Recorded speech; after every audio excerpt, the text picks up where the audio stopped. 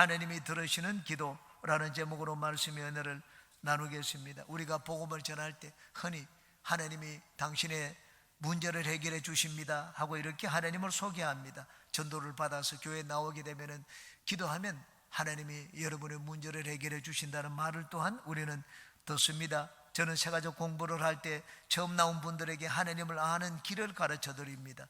그것은 기도입니다. 인생의 어려운 일을 만났을 때 여러분 한 주 동안 세상에 살면서 문제가 있거나 도움이 필요할 때 항상 기도하라고 저는 가르칩니다. 그러면 하나님이 살아계셔서 내 삶을 돌보아 주시는 분이심을 알 수 있다는 말을 전합니다. 하나님은 우리의 기도를 들으시고 응답하시는 분입니다. 오늘 같이 읽은 다윗의 시편은 어떻게 하면 우리의 기도가 하나님께 응답받을 수 있는지를 우리에게 잘 보여주고 있습니다. 응답받는 기도, 하나님이 들으시는 기도에 대해서 세 가지를 여러분에게 말씀드리겠습니다. 첫 번째, 하나님을 인정하는 기도를 드려야 합니다. 한번 따라 하시기 바랍니다. 하나님을 인정하는 기도를 드리자. 우리가 하나님께 나아가서 기도할 때는 제일 먼저 하나님을 인정하고 하나님을 높여야 됩니다. 하나님은 내 문제를 해결하고도 남음이 있는 분입니다 하는 그런 고백을 드려야 됩니다. 우리가 사람에게 나가서 도움을 청할 때도 마찬가지입니다. 당신은 내 문제를 해결할 수 있고 능히 도울 수 있는 분이기 때문에 당신을 찾아왔습니다. 그렇게 말을 하지 않습니까? 우리가 하나님을 찾아서 하나님께 나아갈 때도 마찬가지입니다. 하나님이 능히 내 문제를 해결할 수 있는 분이심을 믿고 주님께 나왔습니다 하는 고백을 드려야 됩니다.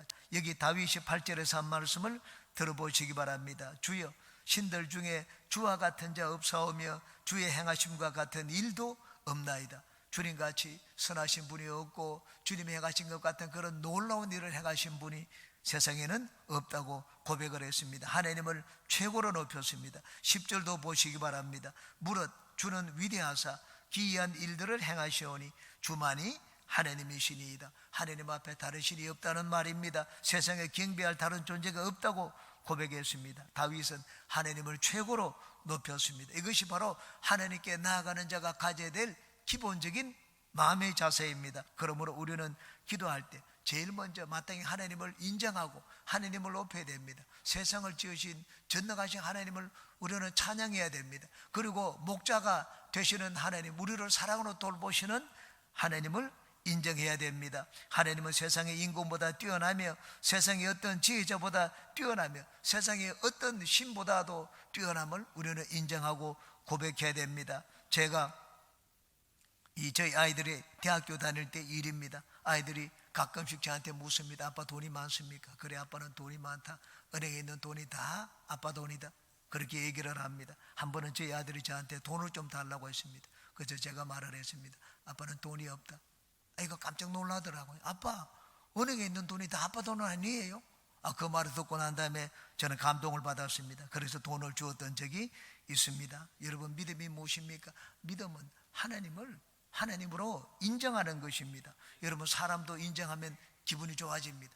그래서 빚을 내어서라도 내 것을 도와주곤 합니다. 전능하신 하나님, 능히 하지 못할 것이 없는 하나님을 인정하는데 하나님이 어찌 우리에게 주시지 않겠습니까? 성경 우리에게 분명하게 말씀을 하고 있습니다. 로마서 8장입니다. 자기 아들을 아끼지 아니하시고 우리 모든 사람을 위하여 내어주시니까 어찌 그 아들과 함께 다른 모든 것을 우리에게 주시지 않겠느냐, 그렇게 말씀을 했습니다. 그러므로 우리가 인생의 여러 가지 어려운 문제를 만났을 때 문제의 큰 것을 바라보지 말고 연약한 나의 모습도 바라보지 말고 크신 하나님을 바라보고 하나님께 은혜를 구해야 됩니다. 여기 보니까 3번이나 은혜를 베푸소서라는 말이 나옵니다. 3절에 보니까 주여 내게 은혜를 베푸소서, 내가 간절히 주께 부르짖나이다라고 했습니다. 15절에 하나님은 긍휼히 계시며 은혜를 베푸시는 분이라고 했습니다. 16절에 다시 한번 말합니다. 내게로 돌이키사 내게 은혜를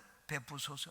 은혜가 무엇입니까? 은혜는 내 힘으로 하지 못하고 할 수 없는 그것을 그저 주시는 것이 은혜입니다. 우리가 하나님께 나아가서 기도하는 것은 내 힘으로 안 되기 때문입니다. 하나님의 절대적인 도우심이 필요하기 때문입니다. 우리가 하나님께 나아가서 기도할 때 하나님, 나는 90%는 이루어 나갔습니다. 하나님의 도움이 10% 필요합니다. 그렇게 구해서는 안 됩니다. 내가 90% 잘할 수 있는데 하나님은 10%만 도와주시면 되겠습니다. 그런 마음으로 기도하면 우리는 하나님의 도우심을 얻지를 못합니다. 하나님께 구할 때는 100% 하나님의 도우심을 구해야 됩니다. 내 힘으로 도저히 할 수 없는 것을 주시는 것이 하나님의 은혜입니다. 우리가 하나님 앞에 죄 용서의 은혜를 구할 때, 여러분, 죄 용서는 전적으로 하나님의 손에 달려 있습니다. 내가 90%로 내가 의를 세웠습니다. 나머지 10%가 필요합니다. 90%는 내 의로 내 죄를 씻었는데 이 10% 나머지 얼마 동안 나머지 조금 죄를 씻는데 하나님의 도우심이 필요합니다. 그런 마음으로 하나님께 구해서는 안 됩니다. 은혜는 내 힘으로 도저히 할 수 없는 그것을 구하는 것이 은혜입니다. 이스라엘이 애굽에서 나온 것은 전적으로 하나님의 은혜였습니다. 어린 양 그리스도의 피로 이들은 구원을 받아 애굽에서 나왔습니다. 홍해를 건널 때도 마찬가지입니다. 홍해를 마른 땅을 건너는 것처럼 건넜던 것은 전적인 하나님의 은혜였습니다. 가나안 땅을 탕제하고 난 다음에 10명의 정탐꾼들이 보고를 했습니다. 우리는 도저히 저 땅을 차지할 수 없다. 여러분, 가나안 땅을 정탐한 정탐꾼들의 보고가 틀린 것이 아니었습니다. 정탐꾼들의 보고는 맞았습니다. 전쟁을 하면 그대로 다 죽습니다. 도저히 차지할 수 없는 땅이었습니다. 그런데 하나님을 의지하면 그 땅을 거저 주시겠다고 말씀을 했습니다. 그러므로 그 땅은 은혜로 얻을 수 있는 땅이었습니다. 모세가 모압 평지에서 가나안 땅을 설명을 할 때 이렇게 설명을 했습니다. 신명기 6장입니다. 내 하나님 야훼께서 내 조상 아브라함과 이삭과 야곱을 향하여 네게 주리라 맹세하신 땅으로 너를 들어가게 하시고 네가 건축하지 아니한 크고 아름다운 성읍을 얻게 하시며 네가 채우지 아니한 아름다운 물건이 가득한 집을 얻게 하시며 네가 파지 아니한 우물을 차지하게 하시며 네가 심지 아니한 포도원과 감람나무를 차지하게 하사 네게 배불리 먹게 하실 때라고 말씀을 했습니다. 여러분, 가나안 땅은 이스라엘이 손으로 수고하고 얻은 땅이 아니었습니다. 전적으로 하나님의 은혜였습니다. 구원이 무엇입니까? 구원이란 하늘나라 가는 차표를 얻는데 내가 또 돈이 부족해서 하나님 앞에 얼마 동안 도움을 얻고 보조를 얻는 것이 아닙니다. 우리의 힘으로는 도저히 갈 수 없는 천국의 차표를 얻는데 그냥 하나님의 그 차표를 우리에게 그저 공짜로 주는 것입니다. 이것이 바로 은혜입니다. 그러므로 우리가 하나님 앞에 무엇을 구할 때는 하나님을 인정하며 하나님의 은혜를 구해야 됩니다. 하나님은 우리에게 10% 정도 도와주셔서 우리의 문제를 해결하시는 분이 아닙니다. 하나님은 100% 하나님의 은혜로 우리의 문제를 해결하시는 분입니다. 그러므로 하나님께 기도할 때 전적으로 하나님의 은혜를 구해서 여러분의 구하는 기도가 하나님께 응답받으시기를 주님의 이름으로 축원합니다. 두 번째, 응답의 확신을 가지고 기도해야 합니다. 한번 따라 하시기 바랍니다. 응답의 확신을 가지고 기도하자.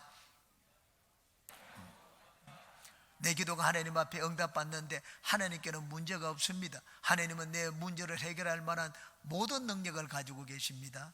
문제가 있다면 이제는 나에게 달려 있습니다. 하나님 앞에 구하는 나의 태도에 달려 있습니다. 우리가 하나님께 기도할 때는 하나님이 내 기도를 들어주실까 말까 하는 이런 두 마음을 가지면 안 됩니다. 두 마음을 가진 자는 하나님께 구하여 얻기를 구하지 말라고 말씀을 했습니다. 야고보서 1장입니다. 오직 믿음으로 구하고 조금도 의심하지 말라. 의심하는 자는 마치 바람에 밀려 요동하는 바다 물결 같으니 이런 사람은 무엇이든지 주께 얻기를 생각하지 말라. 두 마음을 품어 모든 일에 정함이 없는 자로다. 우리가 하나님께 나아가서 기도할 때는 하나님이 내 기도를 반드시 응답하신다는 그런 믿음을 가지고 나아가라고 말씀을 했습니다. 로마 백부장이 하루는 예수님께 나왔습니다. 자기 하인이 중풍병에 들었으니까 좀 고쳐달라고 했습니다.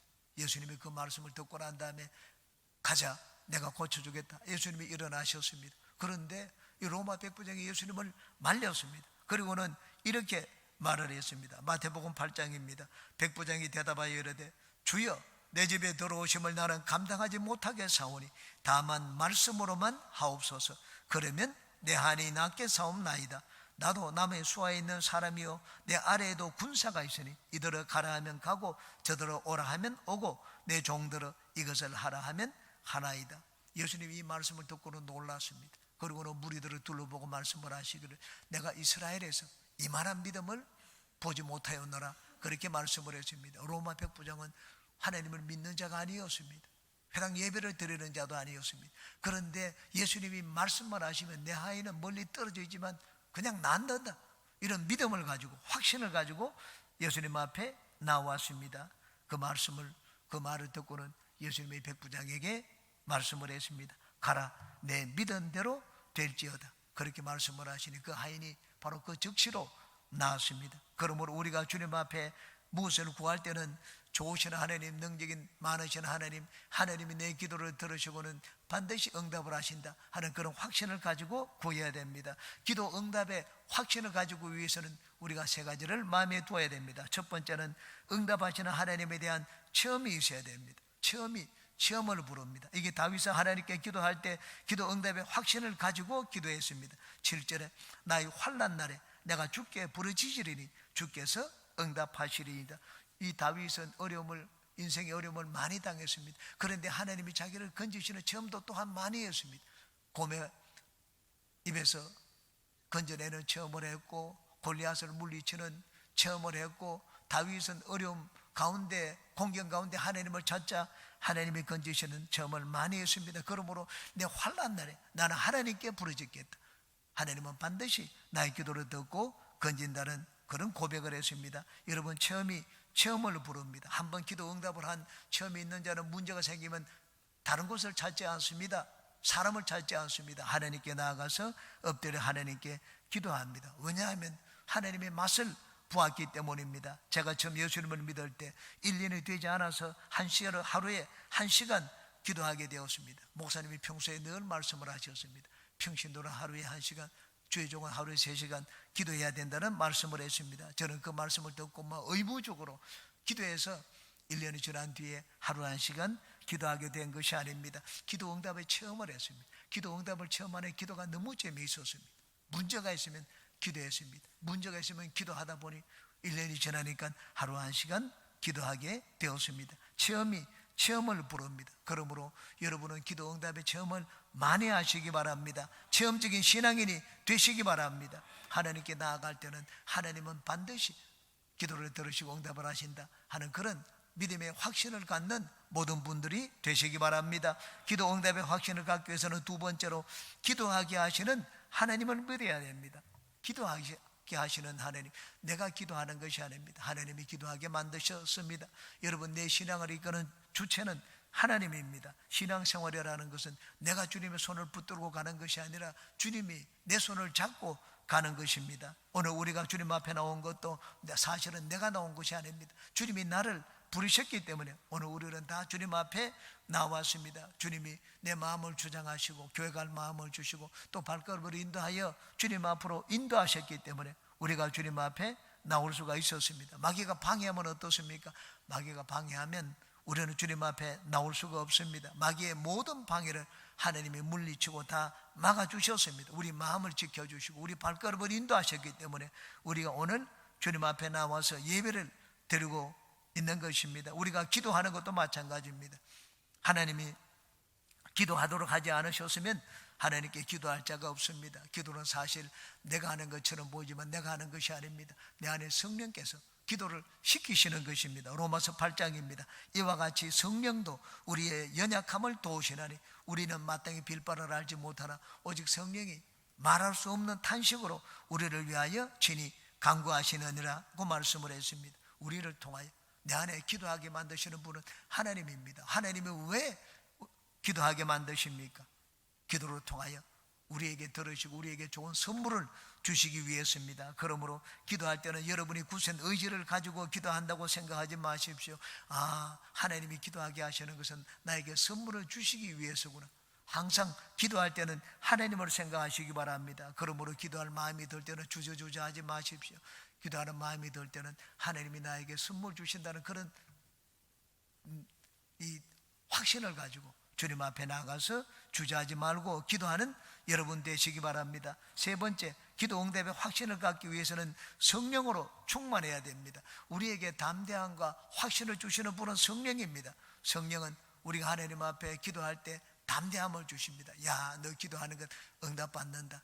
계속 기도해라. 이런 확신을 주시는 분이 성령입니다. 여러분, 내가 성령으로 충만할 때 내 안에서 일어나는 가장 큰 증거가 무엇입니까? 그건 확신입니다. 확신. 우리는 천국을 가보지 않고 지옥도 가보지 않을 것입니다. 그런데 우리가 아직까지 가보지 않은 천국과 지옥에 대한 확신을 주시는 분이 성령입니다. 내가 기도하면 하나님이 들으시고 응답을 하신다 하는 그런 확신을 주시는 분이 성령입니다. 여러분, 성령 충만하지 않을 때는 내가 구원받은 것조차도 확신을 할 수가 없습니다. 저는 처음 예수님을 믿을 때 결심기도 시간에 4번이나 일어났습니다. 오늘 처음 교회 나오신 분이나 세상으로 갔다가 처음 주님 앞에 나온 분은 그 자리에 일어나십시오. 많은 사람들 앞에서 예수님을 구주로 시인해야지 하나님도 우리가 하나님 앞에 섰을 때 우리를 인정해 줍니다. 그래서 저는 일어났습니다. 목사님이 인도하는 대로 결심기도를 따라했습니다. 그런데 교회당을 떠나자마자, 교회 바깥에 나가자마자 이제는 저는 세상 사람이 되었습니다. 양말 속에 숨겨두었던 담배를 꺼내어서 담배부터 피웠습니다. 한 주간을 살아가면서 술도 마시고 담배도 피우고 그리고 바둑도 뜨고 당구도 치고 다람쥐 쳇바퀴 돌듯이 늘 교회를 떠나면은 세상적인 삶을 반복을 했습니다. 그래서 저는 매주 예배를 드릴 때마다 나는 세상에서 살다가 주님께 나왔다. 매번 결심 기도를 할 때 일어났습니다. 그러다가 성령의 충만을 받고 난 다음에는 이제는 달라졌습니다. 나는 지금 여기서 죽더라도, 교통사고가 나서 여기서 죽더라도 나는 하늘나라를 간다, 나는 하나님의 자녀다 하는 그런 확신을 갖게 되었습니다. 로마서 5장 5절입니다. 소망이 우리를 부끄럽게 하지 아니하면 우리에게 주신 성령으로 말미암아 하나님의 사랑이 우리 마음에 부음바 되면. 여러분, 하나님의 사랑을 우리가 느낄 수 있도록 만들어주시는 분이 누굽니까? 성령이라고 말씀을 했습니다. 그러므로 성령 우리 가운데 충만하면 너는 이제 하나님의 자녀다. 너는 하나님 앞에 기도하면 아버지 되시는 하나님이 너 구하는 것을 들어주신다. 이런 확신을 우리에게 심어주십니다. 우리가 기도할 때 마귀가 가만히 있습니까? 마귀가 방해를 합니다. 그 마귀의 방해를 물리치는 분이 바로 성령입니다. 마귀는 우리가 기도하면 너 같은 것이 뭐 하나님 앞에 구하느냐, 너 죄인 아니냐, 네가 그런 죄를 짓고도 하나님 앞에 구할 수 있느냐. 마귀는 우리를 이렇게 정죄합니다. 하나님께 나아가지 못하도록 우리 죄를 지적을 합니다. 우리 마음속에 불안을 심어주고 두려움을 갖도록 만듭니다. 그럴 때 우리 마음을 지켜주고 하나님의 사랑을 우리 마음에 확신시켜 주시는 분이 바로 성령입니다. 존 번연에선 철로 역정에 보면은 이 주인공인 기독교인이 천국 여행을 하다가 어느 주막집에 들어갑니다. 그 집에 들어갔는데 거기 화로가 있습니다. 화로가 보니까 화로에 불이 붙고 있는데 계속 마귀가 이 화로에다가 물을 붓고 있습니다. 화로에다가 물을 부으면 불이 꺼져야 되는데 불이 꺼지지를 않습니다. 이 보고 있다가 기독교인이 너무 신기해서 그 화로 뒤를 가보았습니다. 화로 뒤에 보니까는 마귀가 물을 붓고 있는데 그 뒤에는 계속 성령이 기름을 붓고 있었습니다. 성령이 불이 꺼지지 않도록 기름을 붓고 있으니까는 불이 꺼지지 않고 타오르는 것을 봤습니다.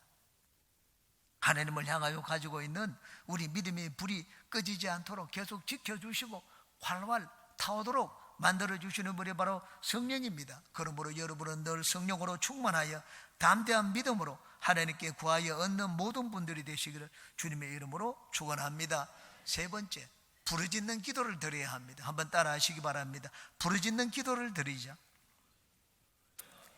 하나님이 나의 기도를 들으신다는 확신을 가졌으면 이제는 부르짖어야 됩니다. 다윗은 여기서 3번이나 하나님께 부르짖는 기도자의 모습을 보여줍니다. 3절에 주여 내게 은혜를 베푸소서 내가 종일 주께 부르짖나이다.